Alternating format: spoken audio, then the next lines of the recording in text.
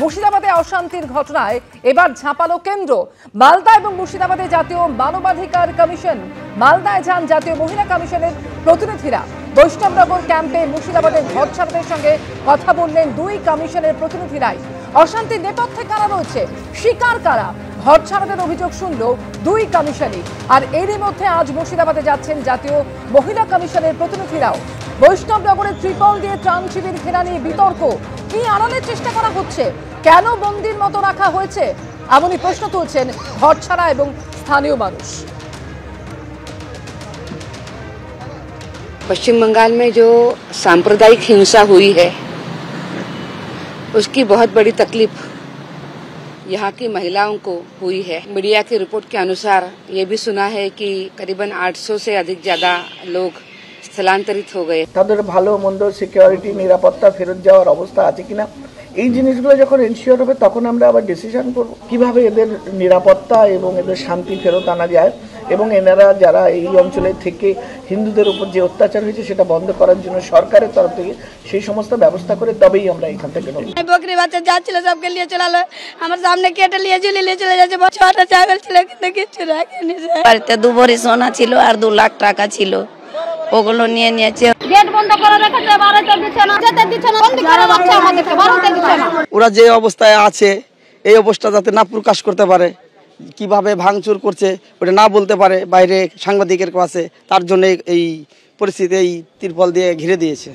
মুর্শিদাবাদে যে ড্যামেজটা 11 এবং 12 তারিখ করেছে,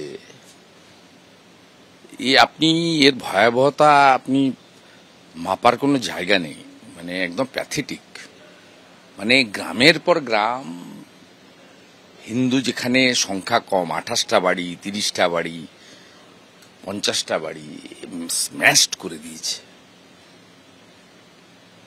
আমার কাছে প্রত্যেক দিনই যে ওদের টিম যেগুলো ঘুরছে, ফরেন্সিক টিম বলুন, সিআরপি বিএসএফ এর টিম বলুন, ওদের অফিসিয়ালি নয়, নন অফিসিয়ালি ওই ওদের যারা নিয়ে যাচ্ছে গাড়ির ড্রাইভার, সাধারণ কনস্টেবলরা ভিডিও তুলে তুলে পাঠাচ্ছে, ভয়ঙ্কর সমস্ত ছবি।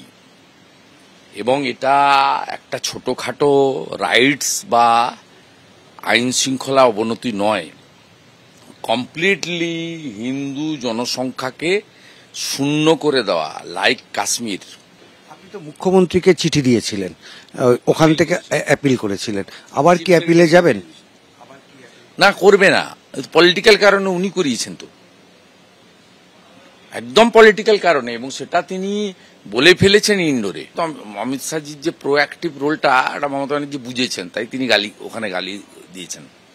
এবং তিনি যেটা বলেছেন ওটা মালদার মধ্যে পড়ে, তো অ্যাডমিনিস্ট্রেটিভ ডিস্ট্রিক্ট তো মুর্শিদাবাদ, পুলিশ ডিস্ট্রিক্ট তো জঙ্গিপুর, মালদা তো শুধু সাউথ মালদা পার্লামেন্ট। ওনার মুখ থেকে বেরিয়ে গেছে সত্যি কথাটা, কারণ একদম খুব ক্যালকুলেটিভ ওয়েতে করেছে। 48,000 মাইনাস আছে মোথাবাড়িতে, শামসেরগঞ্জ এবং ফারাক্কা দুটোতেই ঈশা খান চৌধুরীর লিড আছে।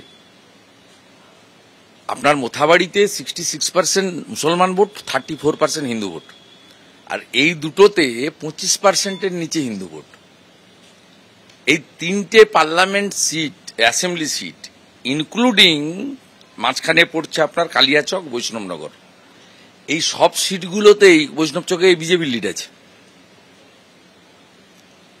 একদম ক্যালকুলেটিভ